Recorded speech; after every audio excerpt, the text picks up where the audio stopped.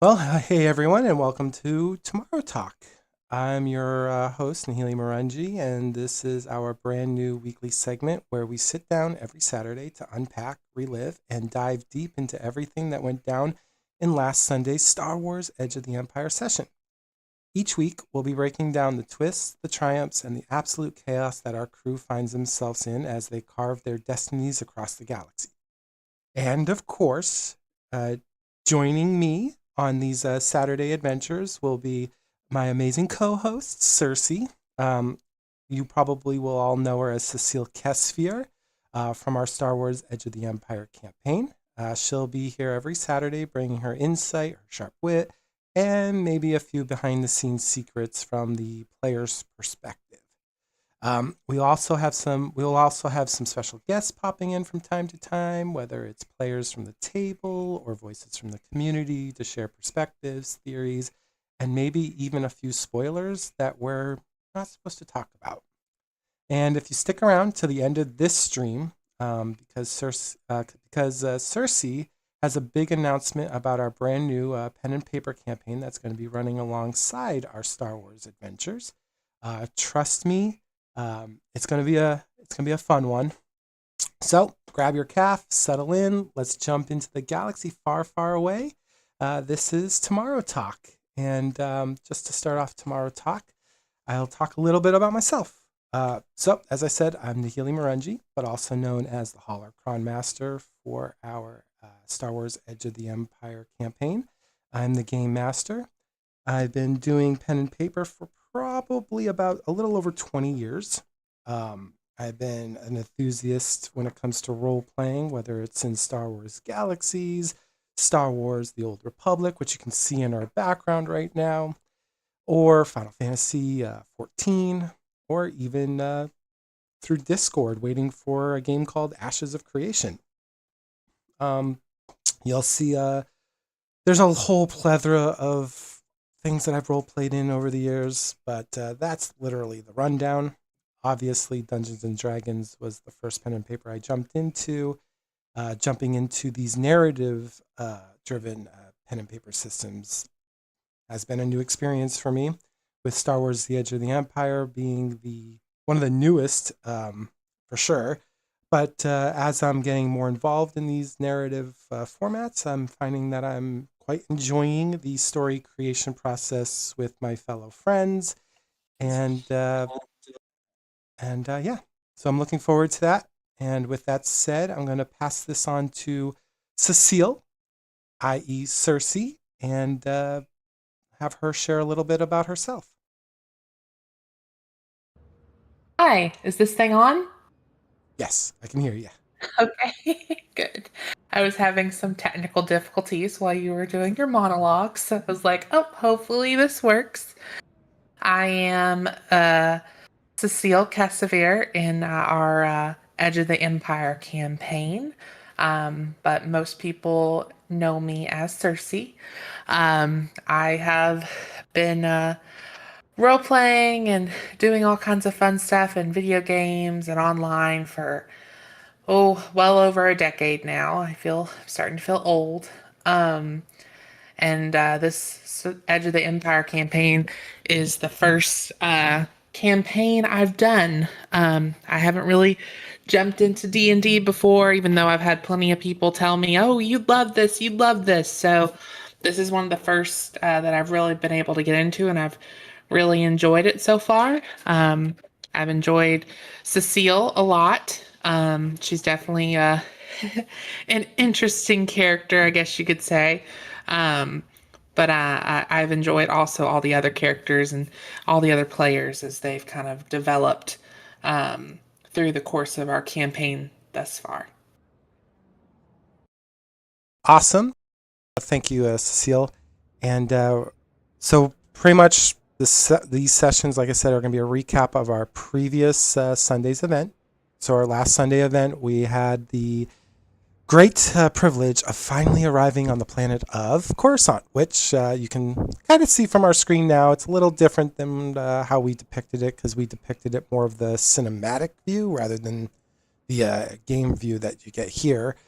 And Well, I just really want to talk about that first scene when you guys broke out of hyperspace and your characters are finally coming face to face with the gleaming city of and gleaming capital of the Republic, Coruscant. What was running through like Cecile's head? What was if Cecile had any reactions with like the other characters? And what is your perspective of like the other characters' reactions to seeing like the this mega city that sprawls across an entire planet? Like, what was that first opening scene when we got into our pen and paper? What was that like as the player? Yeah, I think it was definitely a powerful opening. Um, seeing uh, Coruscant itself, and for my character, it's a place where she's been before. Not every character has been there, but she's been there before, and it means something, I think, different to every character. Like for the Jedi, there's a different feeling versus Cecile, and then versus Nyella and HX, very different. Nyella hasn't been here before, so it's almost an awe and imagining. I remember watching her and her imagining, oh wow, this is a place so big, and how do they sustain all this? And she's asking these questions while, you know, not every other character is even thinking about this, the keeping that society and how it sustains itself. Some of them are just worried about their own, personal selves. That's one thing I'll say for like my character is, when they approach Coruscant and she sees, her boss, the General Berrigan, they see her ship, you know,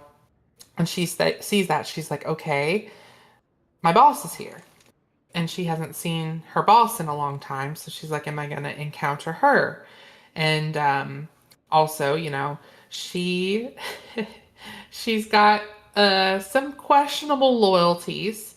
And so, before she entered, before she was entering Coruscant, she had already basically played tattletale because, this other general had sent her this message and basically said, don't tell your boss this, don't tell them this. And she was like, immediately, like, yes, I'm sending this to my boss. So she immediately was already like, there's maybe repercussions to this, but she was thinking she needs to be on the side that's going to lend to her survival. And that's kind of the core of her character is all about survival. So a lot of her decisions she's making are based on what's going to get me to the next day, what's going to make me, be able to breathe for another day, which is different than some characters. And I think she's had to struggle with that as an individual, especially over the last couple of years, because she doesn't want to live that way. She doesn't want to live where she's thinking about surviving every day. But and all this politicking and the coming war, it's becoming something she just can't avoid. And I think as as the session goes on, you kind of see that like she can't avoid, what's coming for her as much as she wants to. And we know why you guys went to Coruscant, but can you explain to people who may be watching what was the purpose for you guys to originally come to Coruscant? Yeah, they had been sent there by the Jedi Master, who had been the master for Oola's character and Carrick's character. They were sent there by him because of, there's just a lot of turmoil happening right now. And it's kind of all coming to a head. And they were sent there to, take on a new directive, a new mission. Because now, the strain is affecting, they've been out in the outer rim for some time. And now they're coming to where the core of the galaxy is and where, all the important people are. And so the fact that a lot of these things that have been happening outside of the core galaxy are now coming into impact the core galaxy is kind of like a major red flag. So they're being sent there because they're like, okay, everything's coming to a head. And then, for Suseel, I'm just going back a little bit, she didn't see, that time or that place being in jeopardy. Because as far as she remembers, place has just been a pretty kind of like every day is the same. The same people are doing their negotiations or doing their backstabbing, but overall, the tide keeps turning. Um, but now we've kind of reached a place, I think, in the narrative where things aren't going per usual. Powers that be that have had, control are now kind of slipping, and that's what's bringing them there. I think I'll go to Nyela's character because her character is very unique and has visions. Was seeing a vision of a possible future where a place potentially Alderaan, a place that Cecile knows fairly well, was in turmoil, and that's not something Cecile's even can comprehend because she's like, this is the most peaceful place in the galaxy. How could there be all of this happening? Um, but what's coming to prove true, at least in our prior session, was that those visions might have some truth to them, even if they haven't come to fruition right now. And that's part of the reason they're kind of sent to Coruscant, is because there is turmoil in that central area, and it's going to lead them to a larger mission, um, which we do get to further in the session. Yeah, and talking about like all this like turmoil that's rising, especially within like the senatorial powers of the ambassadorial wings.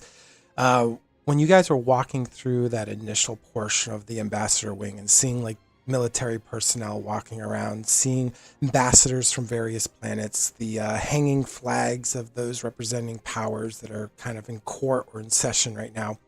Um, what flags stood out for you as a player, and what do you think your other fellow players were thinking of when they were like experiencing this like ambassadorial center of all political negotiations, peace, lawmaking that happens here in the Republic? Yeah, I mean, I think what stood out the most for Cecile is likely House Pantier, which is the royal house of Alderaan at that time. And I think that stands out the most to her because it isn't something she would have seen. Because House Organa really handles pretty much all of the political relations within the Republic and all of that. So seeing that really kind of takes her back because I think she was kind of put off guard, when they were pulling up to the landing pad basically and sees, signs of house wrist and all of this stuff.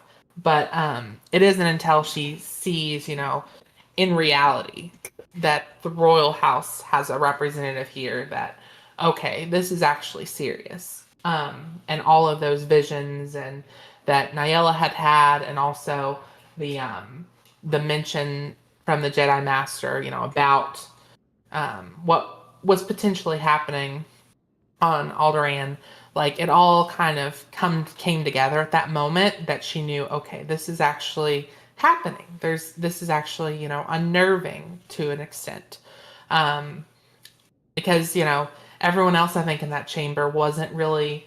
Well, out of her companions, I don't think they really understood the gravity at that moment because they hadn't really dealt in that wing of the world before. Well, that wing of Coruscant at all before because a lot of the like chatter and the people that were doing their little negotiating and you know maybe backstabbing as they were chatting with people, like that's just normal. That would be a normal thing in that wing of the Republic.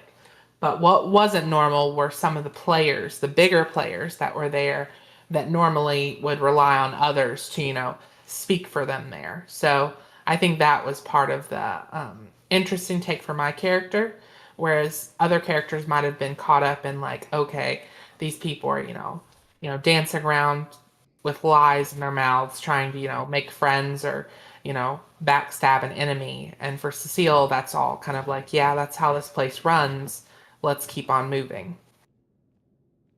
Absolutely. I mean, I think for like specifically Tony, Niella, maybe a little bit of HX too. They got the firsthand experience of like the underbelly of what Republic lawmaking's like, and that on the surface it looks all charming and I guess customer service like it's always placating to the populace. But when you actually get into the heart and the meat of it, there's those whispers like you mentioned. There's the backroom talks. There's the mumbling coming behind closed doors.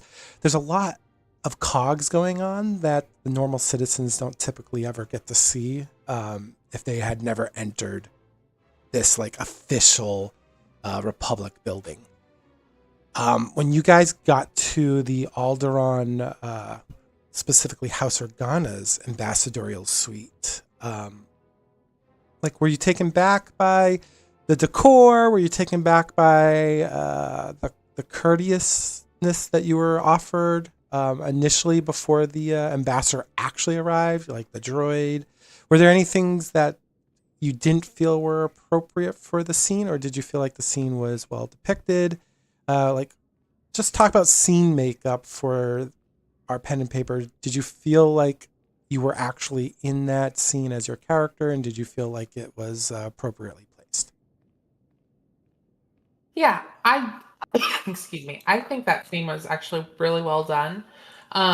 Because from what my character knows about House Organa, they are a very diplomatic house. And the things that, the droid that's there to offer refreshment and, make sure everything's taken care of, that's exactly what one would expect from House Organa. Whether it was them meeting in that chamber or it was, another diplomat or another, envoy they were trying to entertain. It was very much set up for, service and hospitality. Where previously, if my character had worked for House Risk, it would have been a very different, environment to be invited into a private chamber like that. Um, First of all, they wouldn't necessarily have such courtesies in the same way that House Organa has, but probably any private meetings with somebody for House Risk could end up in a messy way. So this was a very well done, and I think Cecile would regard it as such and understand, this is how House Organa handles, these kinds of things. Um, the information that was provided, on the holocrons and everything for people too was very nice and, kind of evoked it was an opportunity for information gathering, and I think it was warranted because I think that scene needed to offer some more insight into what actually was going on and some of the history, and it gave that for the players to be able to investigate and get some of that information prior to the meeting. So yeah, I think it was well done. I think for Cecile, her coming into there, she just knew after seeing, again, that the royal house was there, that okay, this is actually serious. Like she hadn't known what to expect 100% until she saw that. And so when she saw that, she really was kind of like had to kind of gather herself. So she is not she's never been the most talkative character, but even as a diplomat, she's not the most talkative. But I think in that scene, where she just kind of she indicates to them, we're being recorded. This room has recording devices in it. We need to be cautious. So she tries to remain cautious, at least up until she's addressed personally by the general. I think it's Tanzan. Is that right? Yes, that's correct. Yes. When they address her, I think um, more profoundly. I think that's when she kind of lets her guard down a little bit because she understands, the gravity of the situation at that point. And what did you think about the ambassador from the Organas, Ambassador Varen. Like from the initial courtship, I suppose, that he was giving you all as a party to the later part of the discussion where perhaps a veiled threat was placed or something along those lines was indicated. How how do you think the characters, not just Suseel, kind of like perceived this nobleman? I definitely think there was a different vibe, I guess you could say, from the beginning to the end. Because when nobleman first comes in, he comes in as one would expect, um, and I think when so the characters, accept him as that, accept him as this is some diplomat, representative of this great house, and they accept that. But I think, um, you know, he he's definitely somebody who knows how to play the game. He knows how to play the wordsmith and use all the flowery language. And I think when the general comes in there, the general is much more frank, which is good because I think the scene shifts with the general because he kind of takes the diplomat and puts him in a back seat and puts the diplomat in its place. When he mentions stuff about Cowan, which is someone Cecile's very close to, um, and mentions the diplomat mentions him in a way that could suggest that Cecile doesn't follow through with what they want, that he's gonna get some type of punishment, and the general just kind of puts that thought to away and it's like we don't do that. That's not gonna happen.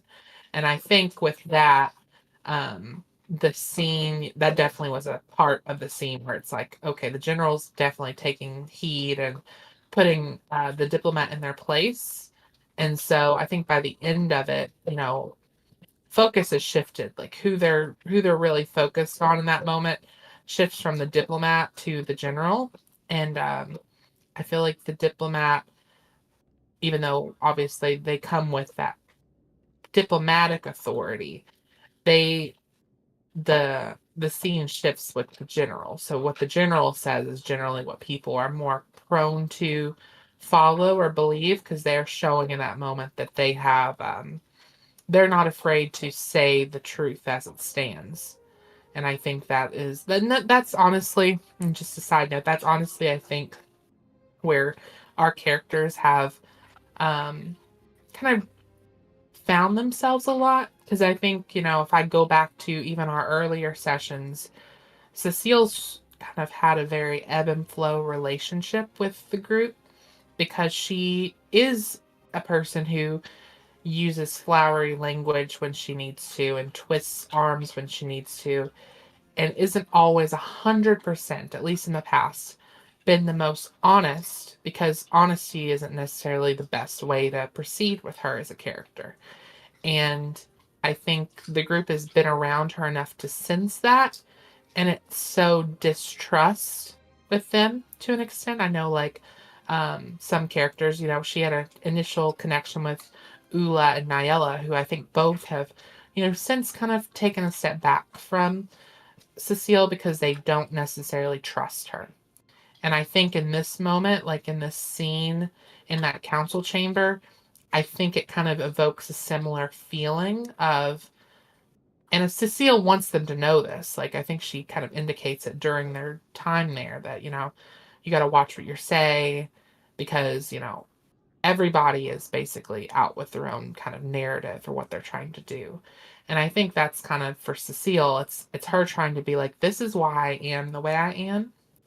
This is why I have to be the way I am. And everyone you encounter is going to be just like I've had to be. The only difference between Cecile and this diplomat is this diplomat actually has a last name of power, and so they can do more than she could. But I think it evokes a sense of the person who's being honest to you, and then the person who is just trying to put flowery speech on something that's not pretty. Yeah, and during that meeting, you kind of got the debriefing, or rather, briefing of what to expect on Alderaan. When you were told that your group is literally going to be splitting up, so you have the two Jedi, Carrick and Oola, working alongside Niella to go and investigate some ruins on Alderaan.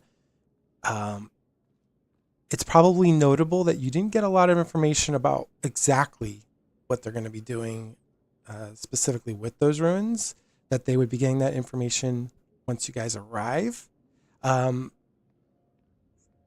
that level of secrecy that's being played out in that scene with just that information, plus the fact that you and HX, two people, or rather you and the droid, really haven't had too many interactions with. What do you expect with your interactions with HX, and what do you expect the Jedi and the Doctor are going to be getting themselves into when they're separated from, like your group is separated, like literally being forced to be separated in the next session that we have? What's going on in your mind as the player, but also in your character's mind when she's being told? Yeah, I will say as the player, uh, I think it's going to be very interesting and fun. I think, the Nyella and Ula and Carrick are going to go and find things that, they're being sent to these ruins for, some reason. Some reason, excuse me, some reason that they don't fully understand and isn't being fully explained in that moment, because I think they're going to be entering into more trouble than they bargained for. Um, at least hopefully it's beneficial to them. Um, and then for my character and HX, I think we're just entering a place where it could go real bad real quick. Because we have our characters have not had a ton of interactions, but I think most of our interactions have not been. I'd say they've been neutral at best. Um, because my character, when they first met, was already very suspicious of HX, and was trying to decode who he was, and tried to send. He tried to send her his operating codes or directives, and she didn't believe necessarily that they were accurate, and sent that to House Risk at the time. So there's a lot of confliction there that I think is going to potentially cause some issues, let alone if they're actually engaging with people like House Risk who already have information, obviously, on Suseel, but then also probably have information at this point on HX that's going to have them encounter some struggles. Now, as the character, I think Suseel is she kind of let it in that scene, let her know, kind of made it known that she pretty much feels like she's going to her death. She doesn't see how she's going to be able to navigate, um, navigate safely at minimum, but navigate almost at all. Um, beyond the people that she has good relationships with, which at this point would be very a circle of people that like House Organa and stuff. But like with the other houses, House Risk specifically, House Olgo, like those are houses that are going to look at her with um, a lot of well, they're different, but they're going to look at her very warily, I'd say, and not trust her and her motivations, and most likely, use what they can to try to handicap her in some way. And she knows that, and she knows that she's entering this dangerous space, and she's not necessarily going to have assured protection. Um, And then in that, she's got a droid with her who she doesn't really trust. I won't say they're going to work against each other, but she, in her head, she just goes back to, um, she goes back to that scene when they were on, I forget the name of the planet, and HX, decide to assassinate someone on his own directive. And it was like, okay, this is not right, because it's like, what are you gonna do when we enter House Rist? You think these are good people? Like, these all are bad people, but we can't enter into this space and just start shooting people. Like, that's not going to work out. So there's lots of trepidation and concern there for sure as the character. But it should be at minimum a very interesting scene to play out. Yeah, and actually, there was some personal scenes going on too. So once you guys got done that meeting, we had three groups, I guess, basically kind of split off. Initially, it was two, but HX kind of went off on his own to get some modifications done to his chassis. Then you had Niella and Oola, who actually went to go visit the Jedi Temple. And then we had yourself, who, well, I'll let you describe what you went to do and how that engagement went for you, because I feel like that was probably one of our light-hearted moments in the campaign so far. Yeah. So, well, Cecile initially, after they left, and all part of their way, she initially went back to like the ambassador council area. And she was just doing some investigating or getting a little bit of information. Speaking out to one of the representatives. I think was it House Olgo, I believe. Um, she spoke to their representative who she hadn't really dealt with before, but she knew of. And I think she was doing that more so just to kind of get a feel for what was being said and and I think reading into what wasn't said, or how people are interacting at this moment, especially a moment when you have the royal house there. But it didn't really bear any fruit, but it was more or less just kind of her testing the waters potentially. And also probably a very early representation of what she'll encounter when she gets to Alderaan. Um, and then from there, she had to go back to her old office when she worked for House Rist, and she was more or less, she was probably getting up to a little mischief, because now she's kind of in that mindset of, you know, I'm gonna have to go, and if I'm gonna go, I know I'm gonna have to take this head on. She knows she's gonna have to face, whatever's waiting for her head on. So she's not really scared in that same way, because she's kind of in that place where she kind of sees it as there's no other option at this point. So she goes to her old office and gets the name of the person who, who's replaced her basically, and to get an idea of who, again, someone she may interact with would be. Um, and yeah, and then from there she's going to get changed and going to get some new clothes and get cleaned up, and she meets this little short stout guy. The Ugnaught. Yeah, well, she meets a very flowery person first. Oh, yes. Yes, Very but she flamboyant just, individual. yes, and you played that perfectly. And when she goes through there, she definitely, is dazzled with everything there is. But it's very much like Cecile isn't, as much as she's, walked in those circles where there are people who are, flamboyant. She's not that person. She doesn't dress, with a ton of color generally.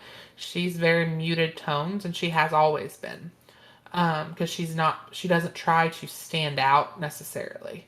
Um, so, she's shopping around, and, has her little Ognot buddy there who's telling him, giving his opinion on how she looks and trying to find the right style. And so that's fun. And then she has a very a very nice, kind of relaxation spa day. And she pays, big bucks for it because she's just like, it's been forever since I've had anything like this, and I need to do this for me. So she uses some of her money for the first time, really, to kind of go all out and get all cleaned up. And I'm sure in the next session we'll kind of see how that affects her and everything. But she had a good experience overall with all that, getting cleaned up and getting ready for whatever lies ahead, as they're, going to be most likely departing the planet in the next session.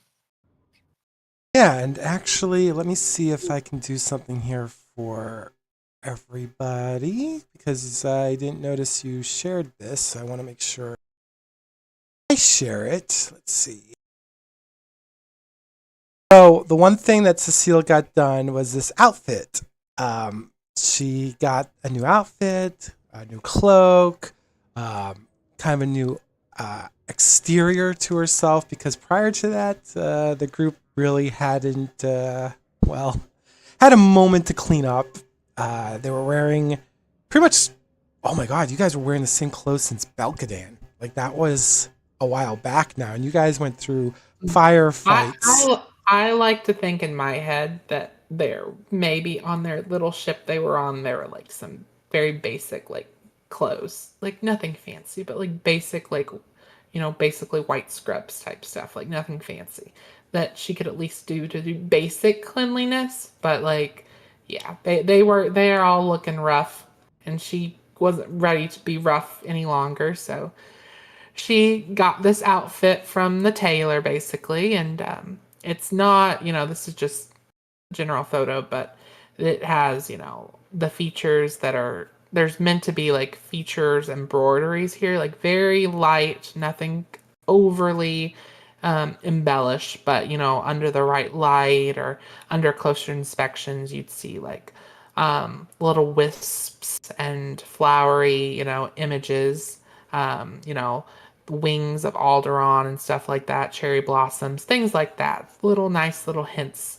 that evoke the place she's going to be doing some work in very soon. Yeah, I had to share that because I was like, well, finally someone's gonna look very well groomed. I mean, plus you guys did steal that freighter. Well, let's just say you used it to get your escape, but it still was stolen. So your personal belongings probably weren't on that ship anyways. So yeah, you guys probably you were roughing it a little bit, I'm sure, out there in the galaxy. Yeah, see, we stole a freighter, and now they're like, well, we're going to get you a better ship. Well, that's fine, but I will let you know. My whole thought in my process is like, why? Well, yeah, we can get a better ship, but hey, this is our ship. Can we get it like money for it or salvage for parts? Like, it's our ship. We should be able to make some money off this thing. Oh, none of you Oh my even goodness. said anything. I know I was thinking that, but I was also like, my character's not going to ask those questions. So I'm like, oh, but that would be a good point to bring up. Be like, yeah, so you didn't actually give us the ship, really. I mean, really, we kind of got this ourselves. So we're happy with the new ship, but can we like get some money or something for this junk we have? Like, also, the fact that we rescued some residents of that planet in Belkanen. Like, did we get any, reckon get recognized for this or anything? But yeah, it's fun, and I'm sure it'll be a fun session when we do it next week. Yes, and actually, Lies just said a comment about the execution. He just says the action HX took was a summary execution. The other takes planning, and then the other comment he said is, "I always look well groomed," which is true because he's a droid. So all he needs is a good oil bath, and he's good to go. Yeah, yeah. But how the question is, how often has he taken an oil bath? Probably And not often. also, yeah, and also, yes, it might have been a summary execution, but I mean, we're still wondering, like, what's his protocol here? This droid just randomly executing people, like, Lord, The Republic and the Jedi have been very, very kind to this droid.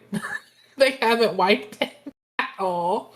He's kept his stuff intact. I'm like, yep, because I think that was one of the things, which it was not something that HX necessarily got, but it's one of those things where I'm sure he's had some numerous evaluations and reports on him that he's supposed to be wiped, but he's avoided it. He's really avoided it.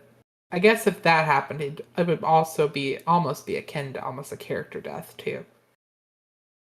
Yeah, and just so you all know, HX, this is what he generally looks like. It's not probably like a one to one, but it's the closest image that we could get of him. As you can tell, he's, definitely doesn't look like someone you just go up to and hug. So just throw it out there. Yeah, he's the non-canon son of General Grievous. Or as Tony likes to say, HK. Yeah, you started that. You started calling him HK, and then Tony started calling him HK. And every once in a while, both of you call him HK, and I'm just like, ugh, goodness. Poor droid. Now we know why we need droids' rights. I thankfully have not done that in a long time, but and just so you have reference, this is Suseel's character. This is the individual who's been talking for the most part. This is her character, Suseel. She's very fancy. Got Yeah, to she just hasn't worn.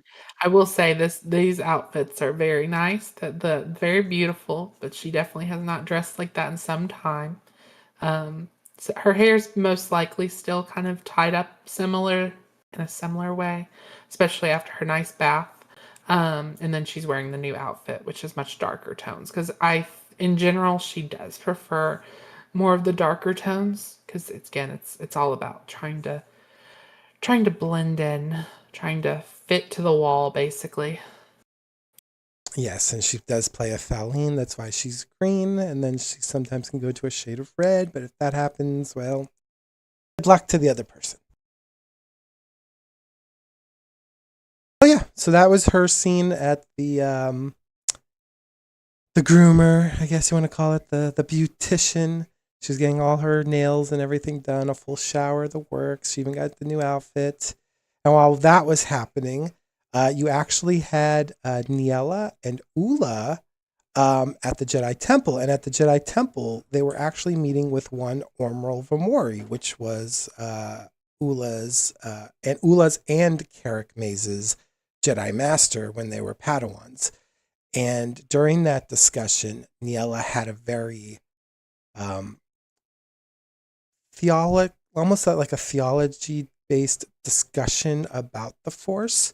Um, Obviously, on one end, you had the pragmatic view of the Jedi Master giving warnings about not being trained, about the failures of succumbing to your emotions. And then from Niella's side, she definitely was struggling with making that same connection because her species believes that it's just very much a part of who they are, the visions that they get occasionally, or sporadically, are invoked by some sort of like fate or will or some sort of construct that's kind of beyond just what the Force is defined as by the Jedi. And it was a good scene, but back and forth. Tony's character was kind of just sitting there, letting the spotlight fall upon her friend in that very moment. Um, you had this aged Jedi Master basically saying, going over the history of the Jedi, how the Sith came to be, um, you know, starting from the exiles to Korriban, and from Korriban, the exiles influenced the Sith species, and thus the Sith culture was born into what we would come to later know in the Old Republic, which is again the game that's actually being streamed right now. But yeah, it was a whole. That was a good 30-minute scene between those two. Um, and then leading up to that, they kind of walked the grounds of the temple just briefly. They didn't walk the whole temple, of course, just a corridor of it. And they met a little Rhodian Padawan, Merrick. and they just had a nice little scene. And then they tried to get into the archives, and obviously they were denied access to the archives because Neil is technically not a Jedi. So, but they were directed to where they needed to get to. So, with that kind of like summarized of that scene, when you were watching that as a player, was it nice to see? What was the nice things to see in that moment for the players that were involved, like Niella and Oola? What was nice to see as an observer looking in or looking from the outside in? Yeah, I enjoyed watching it because I think for me, I really enjoyed watching Nyella as her characters developed over time. And I think this was because I think it's natural, you know, her character has questions about herself and, who she is. And, because she has a perception of who she is from, growing up and basically going to medical school and become a doctor and all these things. But I think through the course of the campaign, she's learning more things about herself and she's having these more prolific visions and learning what that really means to her. Um, and I think, this scene is kind of like it's more impactful because it's like she's having this conversation with this Jedi Master about, philosophy largely. But I think a lot of it comes back to what she wants for herself, what she's looking for. And she even says, basically like, she would love to learn these things, but she sees almost like the urgency in the moment. Like I don't have time necessarily to go through all of this. And I think Ula as a character gets this too, because you can sense, even though Ula loves her master, that sense of yeah, well, I want to help Nyella out. And it's kind of like going to Star Wars in general, it's almost like, especially with the Jedi and the Republic, there's always a structure or of constraint in one way or another that feels like it's binding and not in a positive way. And I think that actually is aspect of the scene too that evokes, I'm watching Star Wars movies and all of that, you feel that in like certain scenes of okay, these people or these characters are being restrained by society or whatever organization they follow. And I feel like in that scene you kind of feel that a little bit because Niall is like, I want to help and learn, but I also have my own duties. And she also has, being a doctor, she has so much empathy and care, which is so valuable. But at the same time, with the Jedi, sometimes that can be dangerous.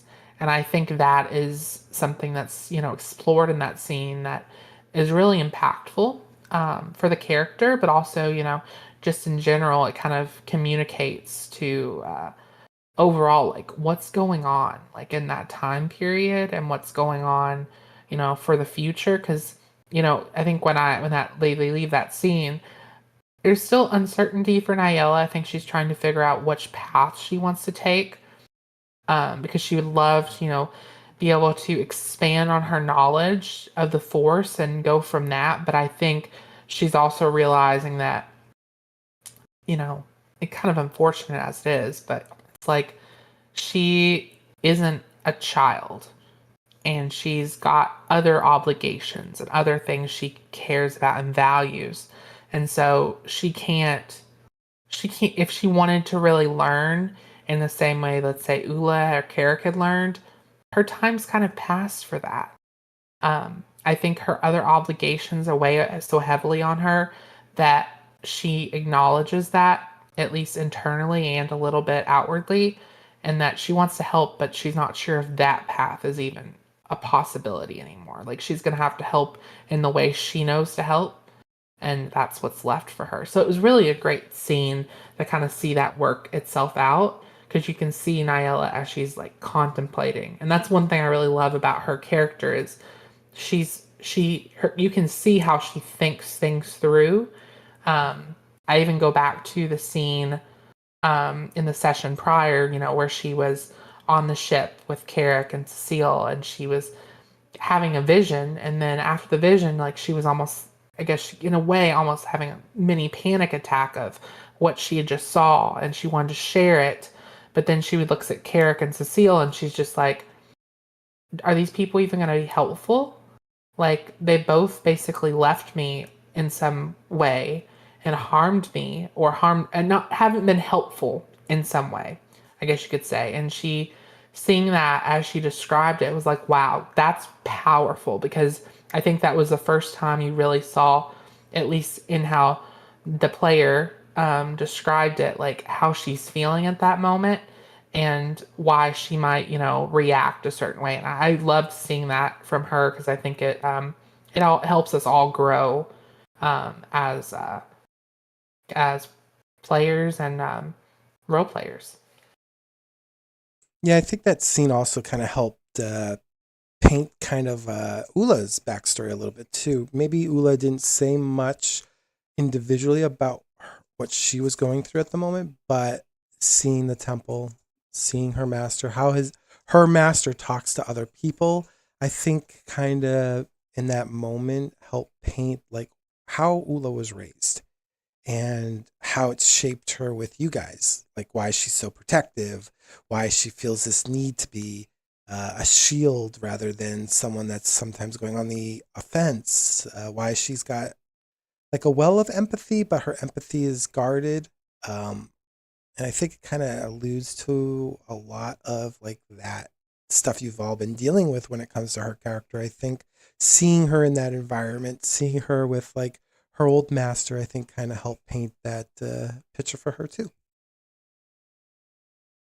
Yeah, it was, and that was exciting too because when Ula was describing, their descent, and she feeling that warmth in her heart. And it was because she was so close to the Jedi Temple and the place that she had fond memories of and everything like that. So yeah, it was definitely probably really impactful in a different way for Ula. It was almost like that coming home feeling after a long time, and she got a good feeling where other characters, maybe were uncertain or they hadn't been there before or they felt a sense of dread or, caution. And in that moment, she felt really positive, and that was it was nice to see as well.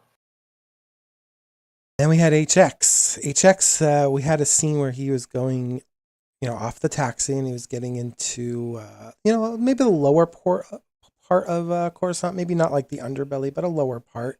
And he was actually going to get modifications done. But for us as players, out of character, this was actually the first time we were working with hard points in the system. So we'll be probably dealing with that today off stream. But yeah, I think that part of the story that we were telling was it's a good indicator that no matter how long you've been with a system, there's always something new to learn. And I think that was the moment where we're like, we haven't done with heart points yet, so it's time that we need to do a little research. That was Yeah, good. and that's when you know, working with different systems that there's always new things and different characters because you don't always get some of these characters. Like you don't always have a droid in your party. You don't always have force sensitive or non-force sensitive characters. So there's lots of new things to learn for everyone, which is nice.